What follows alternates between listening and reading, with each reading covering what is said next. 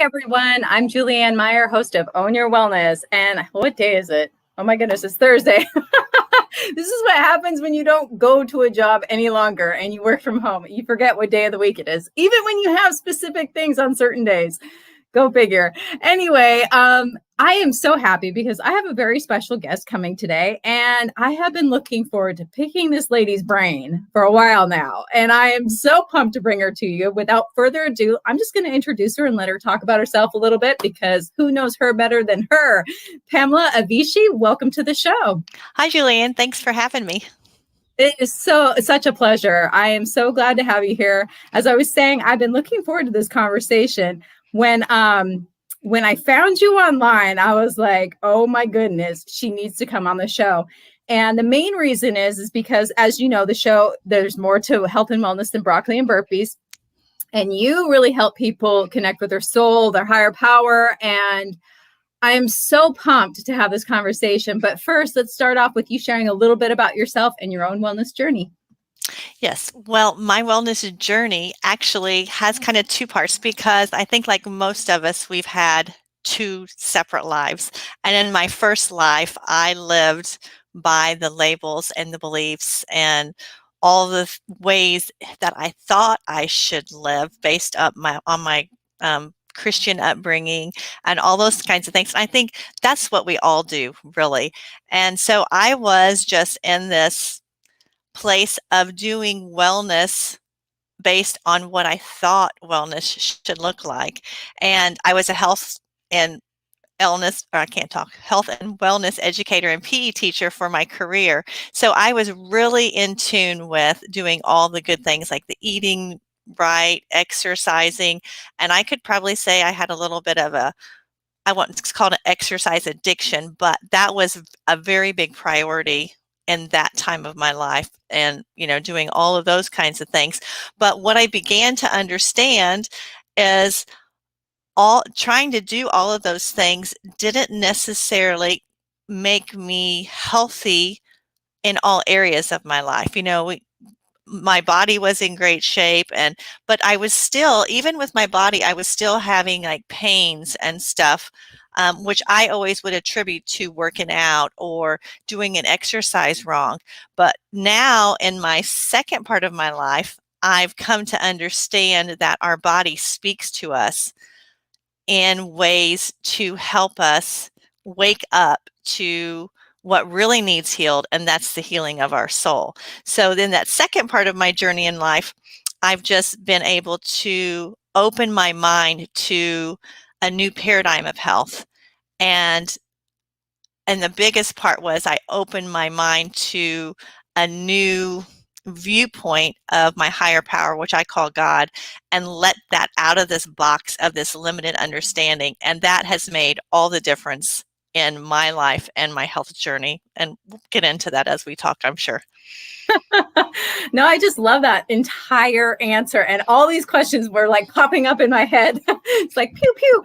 The first thing I want to actually touch on is that, that your body, it's telling you something. It's always telling you something. And, but real quick, before we get into that, what really popped up first was, people think that when they don't have money, money's going to solve everything. And then I think that is kind of the same idea with health and wellness, where they think if I just have the perfect body, if I just eat perfectly well, then I'll be perfectly healthy. It doesn't work like that. So the fact that you were able to realize the correlation between your inner world and your outer world, amazing. So I'm curious. I mean, you were talking about like the aches and the pains. So what changed for you when that door opened for you? Well, physically, what changed for me was I started physically feeling better, and more even more than physical, because I was very fortunate. I never had a lot of physical ailments beside maybe throwing my back out or, different things like that. But mentally, I think was really the big aha moment, and emotionally, obviously too, because again, I was raised in a time where there was no emotional intelligence. And so in my upbringing, and most of the people's upbringing of my generation, you stuffed your feelings and you didn't fully express, and you played, there were, I wouldn't say everyone, but for the majority, I believe that was just, you sucked it up and you were tough and you did what you were supposed to do. And I think, you know, just doing that for all the years that I did that, my body would try to talk to me, and like with a backache or something or some other kind of pain, but I wasn't recognizing it, as something maybe emotional or mental. I was just thinking, just it's a part of life, that's just what happens. Yeah, no, I mean, I find that fascinating. So the first thing that comes to mind is, you said that you grew up with these Christian beliefs, and obviously you're a spiritual person. Yes. Did you discover, like, is everything still in alignment with your beliefs from your previous life, or have you opened up more, or how does that work for you? Yeah, no, I've opened up like way more, because, and obviously my Christian upbringing was very foundational and had many great qualities. And, there's still great qualities in it. But like I like to say, like everything, whether we're talking about science, metaphysical, new age, whatever, such benefits in all of them. But because of our human stuff that we put in it, we create some not so good parts of it, and kind of really close off the good parts because of a closed minded or a belief structure that doesn't allow for it all to be at its fullest potential. So for my Christian upbringing, I mean, a lot of things still align, but more so it magnified it out to a greater experience, and really a personal experience, because I was willing to test the waters on all things. I was willing to open my mind up to things that maybe the church thought was I shouldn't do, like energy healing and other other things. And those things really gave me an experience of God, and I'm sitting here going, how can that not be beneficial to people? Because I'm actually experiencing God at work when I'm putting my hands on people. It's not me, but he is coming through. I can feel his presence coming through, and the people on the table can feel it. So how can that be a bad thing? So just in opening my mind to a greater possibility of God, and I always say it, letting him out of the box. It really just expanded, you know, into this whole mystical realm of co-creation. And I had a great mentor who was like, you have this whole spiritual team that's available to you 24/7, but most people don't even think to ask for you know, what that is. And so I began asking and playing with spirit. And as I did, it was just like, wow, this is a lot of fun. And wow, it makes such a difference in your wellness and, all of life. Well, that's amazing, because for me, and I really don't want this to be about money, but I've had a lot of money in my life, and I've had a little amount of money in my life, and it didn't matter how much or how little I had. I still had money anxiety until I took care of the underlying issue. It was Yes. never about the money. Yes. But so I love that, you didn't allow your first life to keep you from opening up to more. And because when you are closed off to, like you said before, when you are closed off to the negative, you're also closed off to the positive. So I love that you're able to just expand upon your beliefs and be able to bring that to other people, which, I would love for you at this point. Could you, talk a little bit about your book and how it became a book? Yes. So I wrote a book called Spiritual Springboard, and the subtitle is Your Spiritual Guide to Knowing God Personally. Basically, what happened to me was, and I want to backtrack a little because I think my first life, I wouldn't have woken up to the second half of my life had there not been something that shook me.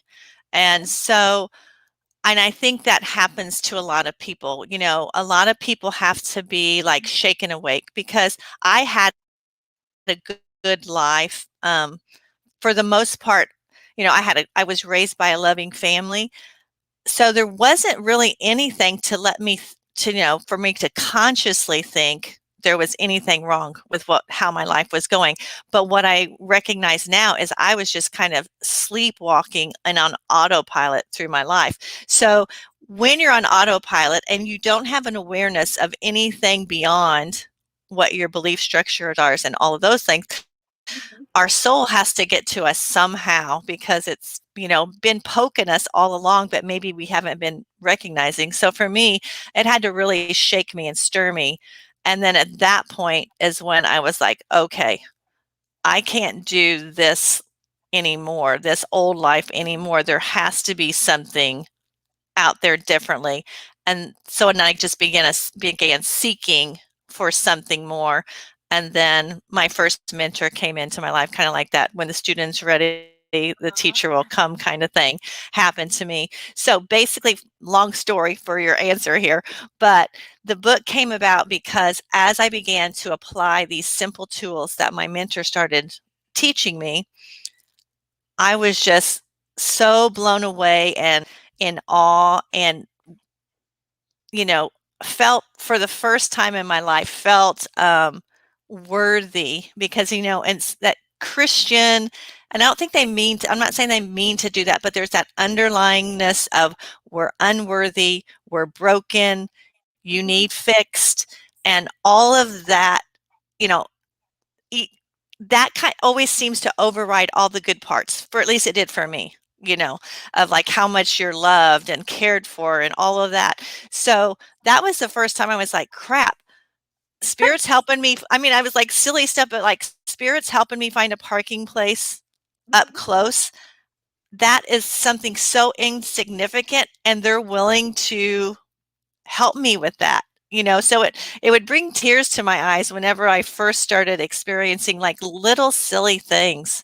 Mhm. And I'm like, man, I am it's kind of like this feel, it's humbled that you're so important enough to do those things. So I was like, everybody has to know this stuff. And I Uh-huh. kind of got frustrated, because I was like, why isn't that in the mainstream? Why isn't that being taught to everyone? Because, like, and as you know, it's the game changer of life. So that's really why I wrote the book, because I was like, I want all these tools to be in everybody's hands, so that they can start Yep. experiencing a process that is fun and joyful and takes you up on another level of life. I love that. Something that I was thinking about when you were saying that, you're talking about the parking spot. And I've definitely experienced that, but I am so grateful for your perception, because I've always thought of it as like, oh, that's nothing, instead of the whole universe just conspired for me. Like, that's a big deal, because that is, tiny. So I love that. I've never thought about it from that point of view, as like it's not like a huge miracle, but they actually took the, God, and however you choose to praise your higher power, took the time to help me with something that small. So I love that. Yeah, That yeah. is that It's is so really beautiful. humbling, and just makes you feel, it makes Uh, you know how much you cared about. yeah. No, I just have never thought of it like that. That is so amazing. I feel too that a lot of people miss a lot of blessings in their life because they're expecting it to look a certain way, or like I was saying, oh, that's nothing. And then I don't even acknowledge it for what it is, because I'm like, oh, it's just a parking spot. Yeah, no, and I mean, I was guilty of that, and still at times am guilty of that, because, we're not taught to look at life through spiritual eyes. So we get in the habit of just thinking it's random, thinking it's coincidence, and, or luck or whatever. But in actuality, there's a force creating all these experiences and these divine appointments for us. And, you know, unfortunately, I should say, fortunately, the more you're in gratitude of the ones you recognize, the more seem to flow in. But it's kind of, I had somebody tell me the other day, and I thought, oh, well, that's really good. They said, it's kind of like the family member who never comes around until they have money or until they want money, and Uh-huh. then they show up. So in a way, if we're like that with the universe and not showing gratitude for, the things that they're doing for us, it kind of is, stands back until we start acknowledging, Yeah. that they're at our, helping us But in our life. yeah, no, I love that. And it's kind of like, if you can't appreciate the little things, you won't appreciate the big things either. So, Yes. oh, I Yeah. love that. So, something that keeps popping into my head that I want to touch on is, something that we're taught to look outside of ourselves for all of the answers. Completely. I mean, even to doctors, and I'm just using this because it's an easy example. And I'm not saying that you shouldn't go to the doctor. And I'm not saying I don't believe in Western medicine. I'm just saying, though, is when somebody puts on that white coat, we tend to listen to them before we listen to our own body. And we already know, something's not right. We might not know exactly what that is, but I can't even tell you how many times I've figured out what's wrong with me before the doctor ever did. So, I'm curious how you were able to go from getting all your answers outside of you to Hmm. being able to hear the answers inside of you. Yes. It was kind of a process because, if we can't go from 0 to 100 right away, it's because what I've recognized by using the little tools for my mentors and other teachers along the way, we have to start small because it helps us build experiential faith. And that experiential faith is going to give us the confidence in even that inner voice within us, and the confidence that there's a greater force at work. So that was the stepping stones, all those years of using the tools. And I always like to even keep a journal of all of the miracles or divine appointments, or just even some small, like, wow, fun stuff that happens to me, because we all have those times of doubts where we're not too sure. And then you have something to actually go back to and look at and go, oh, yeah. Oh, I forgot, that was so awesome. And you can see how spirit, has been building this confidence up in you all of these years. So that faith really is a process of building and then starting to trust that inner guidance. And I know, like, a lot of times, like you said, you look outward because a lot of stuff is going on outside of us in our spiritual, perspective. But when we're able to recognize that everything externally is also internally, and the light that is within us has all the answers that we're ever going to need, and to be able to get in touch with that, like you said, to that's where the source of all of our answers is. So it's trying to, learning how to get in touch with that source. And I even say, besides learning, it's more about healing what needs to be healed so that source is louder within you. So that's kind of, and it's a process, some people, but I will say some people can get it, they're just really more in tune with what's going on in their body. And then there's some of us that are like slower to get there. Well, it is about the journey too. Like you said, it's never an end point anyway. And I think that most people, myself included, when I started my own spiritual path, which was, I was a strange little kid. My family didn't go to church, but I would go to church on my own and find people to take me and things like that. And I loved God and I loved spirit, but I didn't like church necessarily because of the human, I don't know how to put it besides saying it seemed very limited and it wasn't as spiritual. And, but now I can sort of I've taken a lot more seriously, and it's easier. Like you said, it's easier as you go. And the more that you build that trust too within, like, okay, that is my higher self speaking, or that is God speaking. That's not my ego talking and trying to convince me Yeah. to do Yeah. something. Do you have a process of, do you have like a daily conversation with God, or what does what does that look like for you? Yeah. Well, for me, I I used to be like really rigid in that. And like I have to do this, or whether it was read my Bible or spend so many hours trying to meditate. I say trying to meditate because I'm still not really good at getting my mind still, even though at times I get it still. But I was very rigid in doing that. And when we are so rigid, even with spirituality or even with God, we make that our idol instead of making the relationship with Him our purpose. So, you know, I have recognized that I have made like reading my Bible and prayer or whatever an idol at times. So when I recognize that I'm do that, I'm like, okay, let's do something different. And I've just heard, you know, him say to me, follow your joy. Mm-hmm. And so obviously, you can't, it's hard to do that because you think, oh, I want to follow my joy, but I have this to do, this to do, that to do. So, and then just getting out in the world and seeing God everywhere. Mm-hmm. Everywhere you look, He's there if you just take the time to pause and see. And I know a lot of that journey for me too is um, recognizing Him in all my situations of life.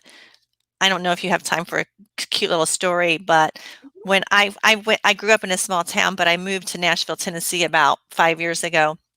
And when I first came here, I was like, okay, now I'm really going to get out there and do some good deeds or whatever.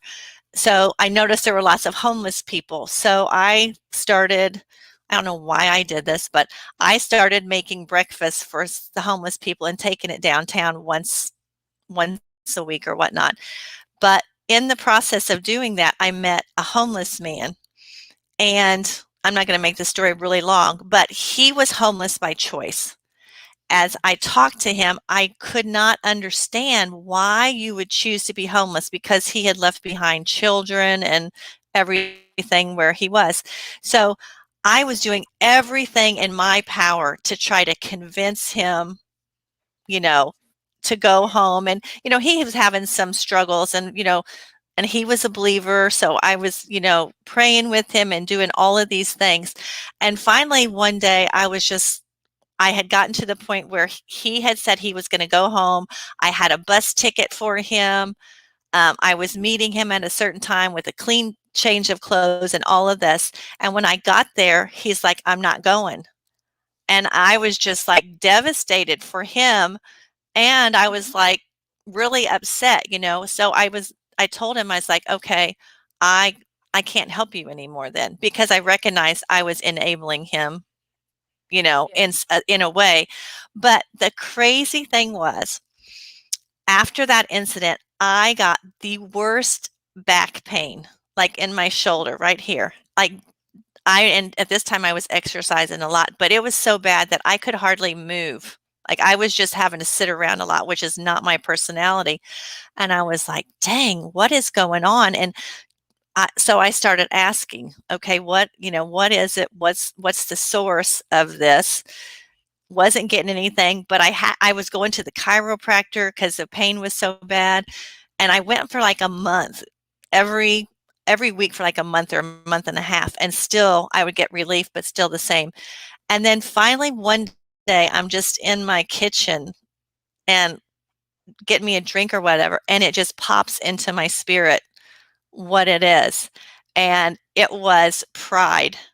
And what and it was that I was too independent and wasn't willing to ask for help. Now, the homeless man that I was also dealing with, that was his issue. He was too proud to go home and face his family because he had left. So he was mirroring that to me the whole time, and trying to do life on his own. He was mad at God, and so he wasn't willing to surrender to God or whatever. But I was like, wow, and it made so much sense because I grew up in a loving family, but that was the one thing we were taught. You don't ask for help. You suck it up. You're tough.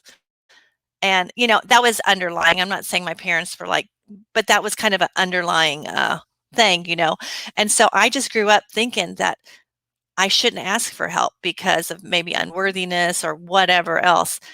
And so I was really independent and just tried to do life on my own, even when I had been on my spiritual journey for, 15, 20 years.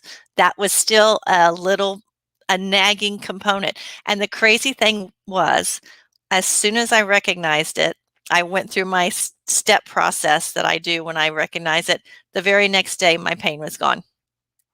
Oh, amazing. I Yeah. love that. I Yeah. love that. That is such a beautiful story and helpful because, like you said, he was mirroring you. Yeah. In a dramatic way. Yeah, we were both actually mirroring each Yeah. other. He was supposed to get from me, I was supposed to get from him. And that's Yes, really, exactly. that's what I really realized with health and wellness is everything that's going on in our lives. If you want me to go there, I call it the 3Ds: discomfort, discord, and disease. Those are trying to tell us that something needs healed within our soul. And if we can recognize when those moments come up and pause and say, okay, what is it? And start looking in, then you can prevent the worst. Because, you don't just go from being perfectly healthy to having a heart attack. No, you really don't. No, you get the discomfort first in some area of your life. And then if you don't recognize it, it goes to some sort of discord. And if you don't recognize the discord, it goes into disease. So, spirit is very kind in how it handles us with kid gloves. But if we don't get it, it's going to have to give us the 1-2 punch, trying to wake us up. Exactly. So. It's like the knock gets louder. Yeah, for sure. All right. On that note, we are going to go to commercial break. We'll be right back. Okay. Isn't she amazing? Oh, I'm just loving this conversation so much. And I want to take a moment before we head to the commercials to say hello to everybody who is watching us live. Thank you so much and enjoying all of the comments. And we'll be right back after this commercial break.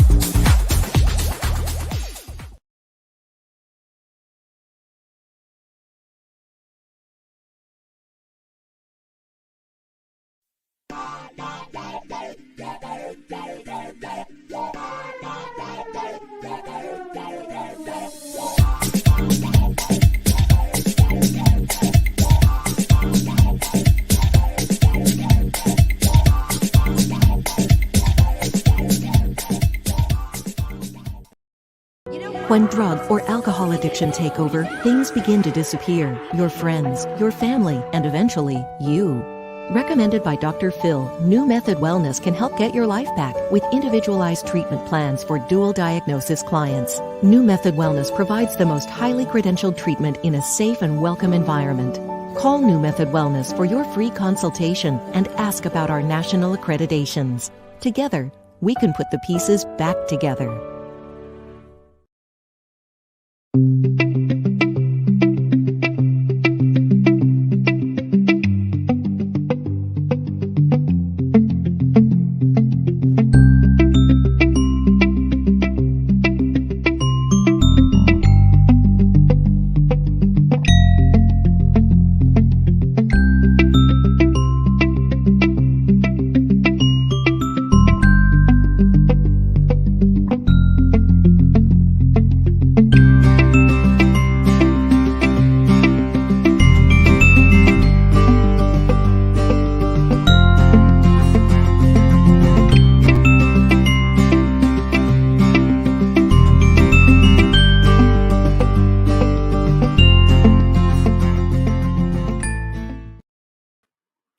Hello, welcome back. If you're just joining us now, my name is Julianne Meyer, and I am the host of Own Your Wellness. And today we have a very special guest, and I just want to bring her right back on. Her name is Pamela Evischi. Let's bring her back.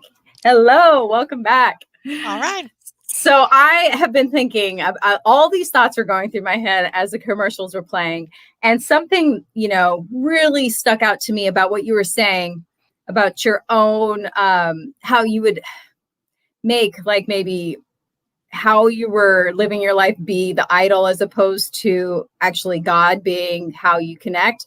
And I love that because it really, my spiritual mentor always says, it doesn't matter what you do. It's the energy behind what you do it with. It's like, why are you rushing to an end?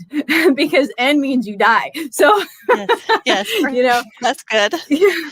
So, and then I was thinking about how I would be like, oh, I have to do this today. I have to. And it's like, that's not the right energy behind it. But there are a couple of things that are non-negotiable for me in my life with my spiritual connection with God. And those are just non-negotiable for me. And it doesn't even take very long. And it can look different each day, but I have to make sure that I get these two things in every day. And I'm curious if you have anything that's just non-negotiable, even if it looks different day to day. Yes, I would say I wake up every day and in gratitude for the day. And I think, and just ask for, I guess I ask for the partnership of the day, because obviously we can get in our minds about what we need to do. And so I just try to remember to surrender my day and ask for help right from the get-go before I get out of bed. And then, at different times, I always take time through my day to try to connect and try to be present. I think that's a big, just trying to take time during the day, if it's only for a minute or two, just to be focused back on, God or something greater. And then at the end of the day, I always am just like, thanks for this day. And, and those are just like a few minute things. But, some days if I feel called to sit in stillness, or a lot of times I get woken up at 3 a.m. and it's like, go get out of bed. So I go get out of bed and I'll just sit in the dark, and some days maybe feel to read, some days maybe feel to sit in the dark, some days maybe feel to get a pen out and take whatever I'm hearing and write it down. So, I just kind of try to stay open to where I'm led. And I don't and I think I know I'm the type who at first I would beat myself up a little bit if I didn't do enough of whatever it was. Even with, if you're an exerciser, you do that. Oh, I didn't get to the gym today. But I've recognized that any of those negative thoughts are not your own. It's Yes. like, my mentor would call it the cardinal mind, just trying to beat you up, and the deceiver, the liar, so whenever I get to a point where, oh gosh, I'm not doing enough, or, it's really not about what you're doing, it's about who you're being. So Yes. it's about your beingness. And like you said, your energy behind what you're doing. And that was a really big aha when I finally started getting that, because for me, I was always like the nice person, the people pleaser. And I was like, man, I didn't realize until God started showing me, like, your intentions behind that were not necessarily good. You know what I mean? They were like maybe to make myself feel better about myself because I was doing a good deed, or, and it wasn't, sometimes obviously it was just out of love for somebody, but a lot of times I think we just do things for Optics. the wrong intentions, whether it's to Yes, make ourselves exactly. feel good, or to get attention, or to feed our ego, or whatever. So I think when we can finally heal ourselves enough to where, I like to say, in the Christian language, they always say, Jesus' gift is righteousness. But it's opposite. It's like when you're have so much love in your soul, righteousness is not even a thought. It's just there. Because I know, like in the Christian world, you think, oh, I have the gift of Jesus, I'm righteous. But that really turns into self-righteousness because you're thinking about how you should be good and how other people aren't being good. I mean, and it's not like a slam on Christian people because I recognize that in myself. But it's not until we heal that within ourselves and that light and the love starts growing that it's not even a thought, it's just a part of your being. And you don't have to go, oh, I should go do this because that would be nice. It's just you just go. And I know in Nashville we had a tornado here a year ago, and it was such in my neighborhood, and that's what I saw. It was so awesome because I saw the love of that kind of love because people just poured into the neighborhood and it wasn't like they were trying to, put I'm working here on Facebook, or whatever, I'm doing my part. And I'm sure there were people like that, but it was more just genuinely, we see these people hurting, we have to go help, So I think once we get to growing that love within us, the righteousness just is second nature. It is. And, as you were speaking, I was thinking about this too, and how everything comes back to love. And how, even we think that we're loving ourselves. And like, I'm going to the gym because I love myself, but really, what is the reason behind it? Is it because you love yourself and you want to take really good care of, the body that you're in? Or is it because you're trying to avoid a feeling of discomfort in the way that you look or the way that other people may perceive you, or whatever the case may be? But the thing that's fascinating to me that I really want to touch on, and I don't know why I'm just being like called to share this, is that when you can work really hard, you can be in action a lot, but if you don't have the energy behind it, that's right, or it's on point and in love, then you can do all the action in the world and you still won't get the results that you really want. But as soon as you just are accepting of what is and love yourself, then all of a sudden, all those other things start to come true as well. It's like all of a sudden, it's not that hard for me to, eat the right things and work out or whatever the case may be, whatever it is that I'm working on at that particular moment in time. I just love that. Has that been your experience as well? Yeah, I think that's really when we start with us. It's it's the journey of back to ourselves. So in our world, we're again taught to look out, place blame, be the victim, look for the quick fix. But in reality, no matter where we're pointing, the other fingers are pointing back at us. And so where there's like gold in the work, but people are afraid of the work, and because it does take great courage to to go in and do the work. But even with that, I found that once you have the courage to start, gosh, spirit comes in and doesn't make it as hard as you think it's going to be, and they smooth it over. It's just interesting. I know, like on my healing journey, when I first started, I would, it might take me 4 days or a week of just being like, I call it my cleansing days, when I would come to terms with something that needed healed within me. And those were the days where you kind of just, you may cry, whatever it is, you may just be blah or whatever. But then as I journeyed through, I mean, something could happen in a 15-minute span now where I can have the awareness, I can go through my step process of what I do for that, and then in 15 minutes, I'm good and moving on, So Spirit's so kind that they take you on what you can handle. They only give you what you can handle, and they're there to support you during that. So courage becomes a lot easier when you know that you can handle it. but it's still scary. Yeah. And that's okay. Or it could be excitement, depending on how you label that. So, Well, that's true. Yeah. I mean, That's true. that's just how I've had to do it. Otherwise, because if I call it fear, then that will stop me in my tracks. But if I call it excitement, I like excitement. So, Yeah. And really, if you can think of it as freedom, because you're becoming free from what has kept you in, I say bondage or whatever. And I think that, that's a good way to put it. So yeah, you mentioned a couple of times your steps. I'm Yes. curious if that's something that you could talk about a little bit. Yes.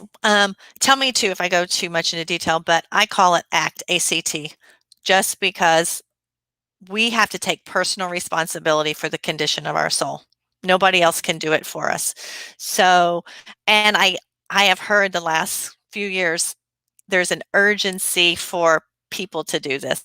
It's not just me, but for everyone to do this. And I don't know why the urgency, but that's just what I hear. But I call it ACT, ACT. The first step is just awareness. And in that awareness phase, it's just recognizing what I say when one of the 3Ds are showing up. When are you feeling uncomfortable? And then stopping and pausing and saying, I'm uncomfortable here. Why am I uncomfortable? And being, and I always do like kind of like, thank you for this purification. I accept it with love and gratitude. And sometimes it can come on the end of like maybe you're fighting with your spouse or whatever. And in the heat of the moment, you're fighting, but later on you're like, oh, wait a minute. That was some discomfort or discord. Thank you for this, purification. And then I always go to God. We can call a psychic, phone a friend, and whatever. There's times when I don't even care about that. There's times when you can't hear God and you've gone to him and you just can't hear, and people can come in and assist you. So I don't even, find fault with that. It's just if you get attached to those things, that's where the problem comes. But so then once you go to God, then you look for the awareness of whatever it is. And as you come into the awareness of whatever it is, usually what happens is you go through the grief process of denial, anger, whatever, bargaining, all of that until you get to that acceptance phase. And once you get to, once you know what it is in that awareness phase, then you go to the cleansing phase, the C, where you accept whatever you recognize whatever it is that's coming up for you. And then you have to repent. And repent means change your mind. And in the Christian world, it also is true that you have to say you're sorry sometimes to yourself, because you've been, and it's unconscious. I don't want to make people think that they've been doing something, most of the time it's unconscious programs and unconscious defense mechanisms that were placed there, and we don't even know they're there, but it created a pattern of behavior that you don't need anymore, and that's not healthy for you. So like a lot of times you have to say, man, I am sorry that you've been playing, I have made you play small or whatever, whatever it is. And there's other times like I've had to like eat crow and go, man, I'm sorry I was such a people pleaser. I didn't realize how I was playing small, but man, did I learn how to manipulate people to get what I want, And it wasn't like an evil manipulation, but I had to come to terms with, hey, and I might have had to apologize to somebody. Hey, that was wrong how I got you to, so that repentance comes in some form or fashion. And without that, I don't think you don't change your mind. You just maybe go to like a little bit of a victim state, maybe. So, with that cleansing stuff, I go into that. And then forgiveness. You got to forgive yourself because, again, it's from your child. Most of it's from your childhood. And you don't even know why some of the stuff is in there that's in there. So forgiveness is a big part. And two, sometimes you might have to forgive a parent because let's face it, if you were raised in a really terrible situation, you have to be willing to forgive their parents. And and that's hard. That's hard. Mhm. That's hard. So that brings me to the last step with transformation. So transformation is new action. And Mhm. this is where I say God becomes a really big factor, Mhm. because we need grace. We cannot do it on our own, because a lot of times we've been doing these things for 10, 15, 20 years. And also, like, to tell someone, you need to forgive the person who sexually abused you. Yep. How can we do that without God coming in and helping us? On a human plane, it's just asking for something impossible, but it's Mhm. only through God's grace that He helps us forgive. So Yeah. I think that's like a really big part of the healing journey, is knowing how important that um, personal connection to Him is, because He is going to be the one who helps you into that lasting transformation. Because let's face it, all kinds of transformation is great and can be healthy, but on the really tough things, what do? We go back and we pick up our baggage Yes. after, a Mhm. year or 2 years or whatnot, because we just don't have the strength. And so, Yeah. God gives us that strength to not go back. And sometimes maybe we'll go back and pick it up for a day or two and then recognize, oh, crud, I picked it up. God, give me the strength to keep that, put it back down. So it kind of gives you that partnership. But anyway, that's what I call my soul purification process, through the ACT steps. No, I love that. It's beautiful, and it's simple, but also, I'm sure it takes some practice too, because like you said, it took you a while and then it became a little bit quicker. And I'm sure that with some things it's easier and other things it's not quite as simple. But I love Yeah, that idea too, though, of that when you're not trying to make it all about, like, well, forgiveness. Let's talk about forgiveness for a second. It's not about the other person. It's about what you're doing with yourself. hmm, And like that, do you want those poisonous thoughts and emotions inside of you? for sure. Because now that abuser or whoever it was, it's like when a snake bites you, and are you going to go chasing after the snake to kill it? Maybe you kill the snake, but that doesn't help the venom that's already inside your body. You still need to No. take care of that venom that's inside of you. It doesn't Yep. matter what happens to the snake. You got to take care of you. Otherwise, it's going to kill you. So I Yes. love that, and everything, it can be forgiven. But like you said, if you're thinking about it from the small, I call it like the ego, it makes it a lot. I mean, I don't know how anybody could do it. Yeah. No, it does make it hard. And that's where I say you have to have some help there. Because Exactly. that grace, and obviously too, there's an awareness, like you said, about how it's hurting you more than them. But even, Yeah. still, you still need some higher power to push you beyond Yeah. into that state of help you with that state of forgiveness. Well, this story keeps on popping up into my mind. And I don't know if you're familiar with Edwene Gaines. She was popular a long time ago. But anyway, she was talking about how, because she's a minister, and she was talking about how, she was sexually abused as a little child, like a little child. And she was complaining about it to somebody one day, a church member or something, a mentor of sorts. And he said, you know what, Edwene? Would you stop with that story? We're tired of hearing it. And she was shocked beyond belief. And basically he said, well, it's not serving you any longer, is it? And he was like, you need to let it go. And so the way that he helped her was that he was like, let's reframe what happened to you. And it was, how about if instead, because the fact is she was sexually molested, abused as a child, a little child. She didn't have a choice in that. She couldn't, remove herself from that Yeah. situation. But his way of looking at it, I thought this was so beautiful, was, okay, Edwene, you're here to be a powerful woman of God on the face of the earth. And that was like a crash course in what happens if you abuse your power. So now you know that you are here to be a powerful woman, and you also know that you can't abuse that power. And I just thought that was so like, wow, that was for her. But, obviously Yeah. she didn't, but it was a beautiful way of looking at it because it took her out of being a victim. And she was Yeah. able to, own that and move on from it. Because, there wasn't anything on her part that she could have done differently, but except look at it differently.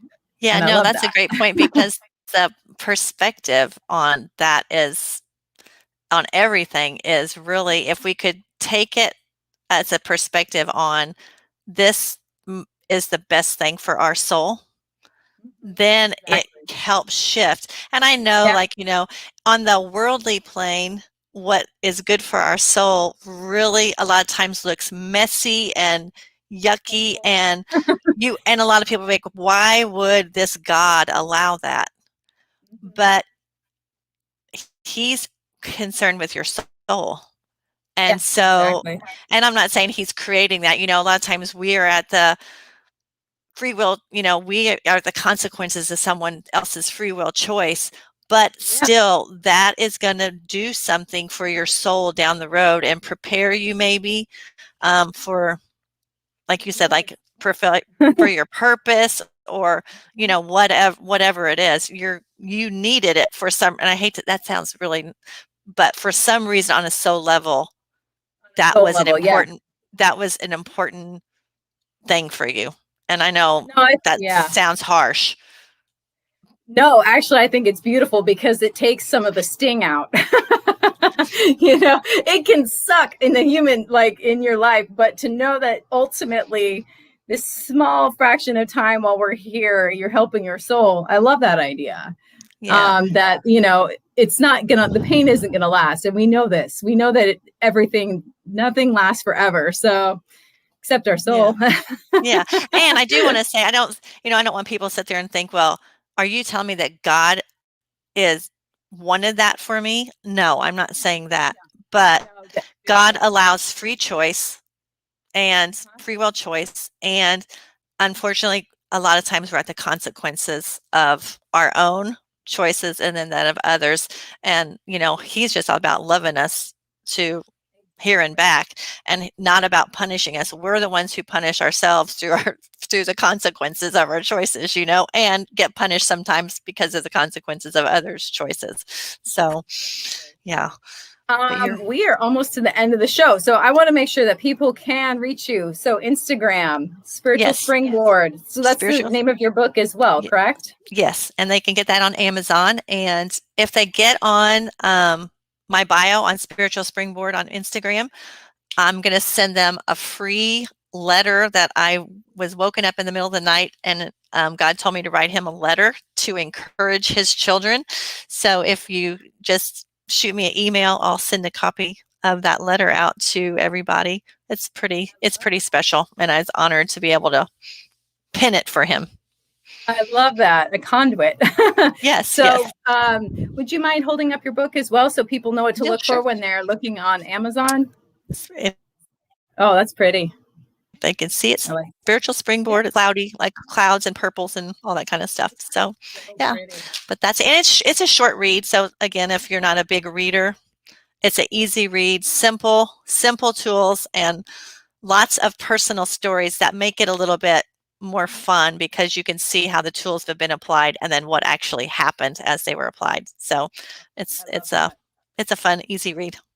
I learn better from stories too. It makes that emotional connection. I remember it. Yeah. And too, it just helps to know, like, hey, wow, if that can happen for her or those, it could happen for me. And that's one of the things I want to really write home about.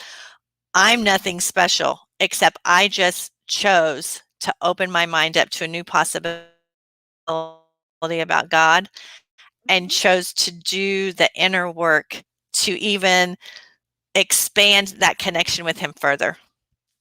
So anybody can do it.